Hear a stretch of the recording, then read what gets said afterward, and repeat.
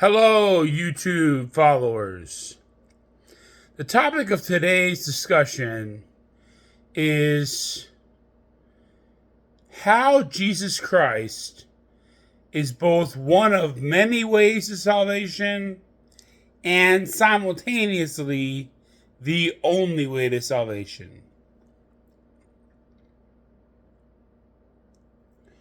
The notion of Abraham's bosom, a place where a non-Christian Abraham was able to provide sanctuary for souls in the afterlife, can be expanded and extrapolated to apply to any religion anywhere. So one can see Vishnu, Krishna, and Ganesha in Hinduism all providing a place of sanctuary for souls in the hereafter. One can see the Buddha providing a place of sanctuary for souls in the hereafter. One can see Allah or Muhammad providing a place of salvation or sanctuary for souls in the hereafter. Any soul that has mastered itself enough to do certain things in life, not miracles, but certain acts of obedience to Creator Source or the Holy Spirit, can become a place of sanctuary for souls in the afterlife. And of course, Jesus said, "In my Father's house there are many mansions. I go to prepare a place for you." So Jesus is also a place of sanctuary for those in the afterlife. So in one sense, Jesus is one of many places or persons of salvation for people. Okay? In another sense, Jesus said in John 14:6, "I am the way, the truth, and the life. No one goes to the Father, no one comes to the Father but through me." Was he talking about a place of sanctuary or salvation in the afterlife, or was he talking about oneness with Creator Source? There is something unique about Jesus Christ of Nazareth. Something unique about him. We're not getting into better or worse because comparison is of politics and God is more important than politics. So we're not saying that Jesus Christ is better or worse than the Buddha or better or worse than Muhammad or any of that stuff. But we're simply saying that there's something unique about Jesus Christ. And that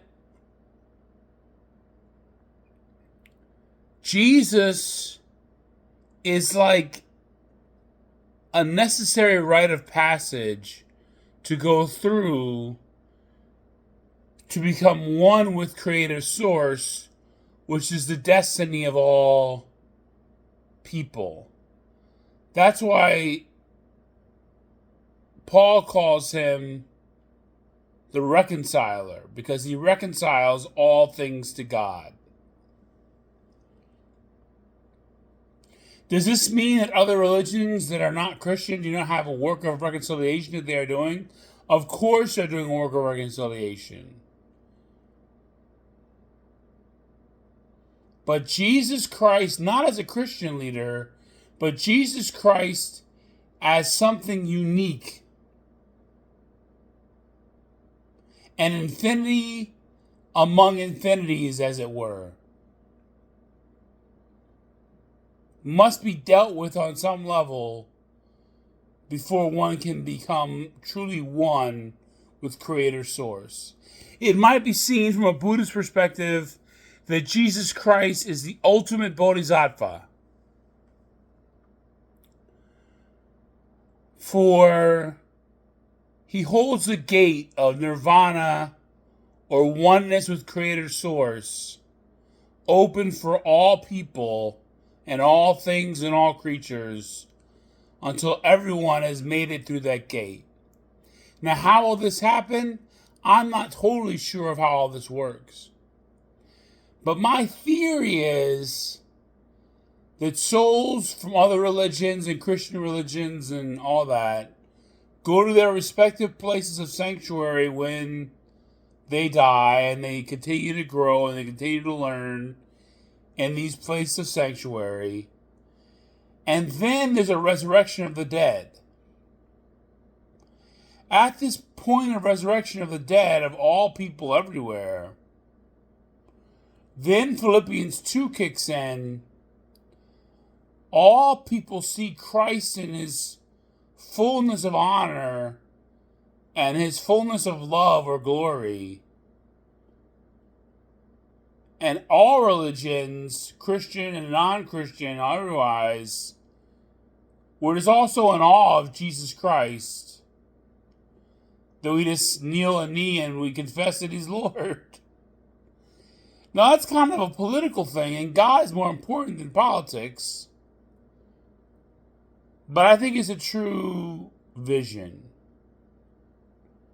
So in the final analysis, Jesus is the only way to salvation.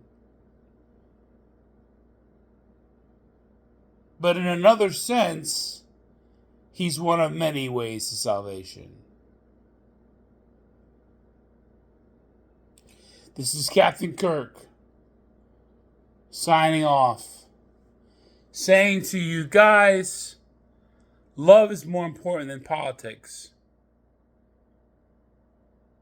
Everyone up there wants us to love each other more than they want us to know exactly what's going on, and more than they want us to know the exact truth. Remember that. Non-Christian religions are salvific. They do provide salvation. Jesus is one of many ways of salvation. And yet he is simultaneously the only way to total communion with Creator Source.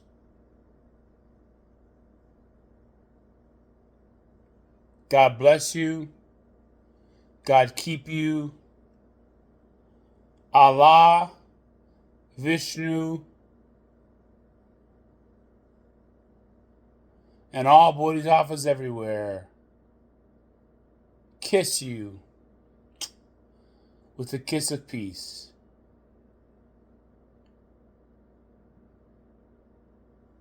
Peace out.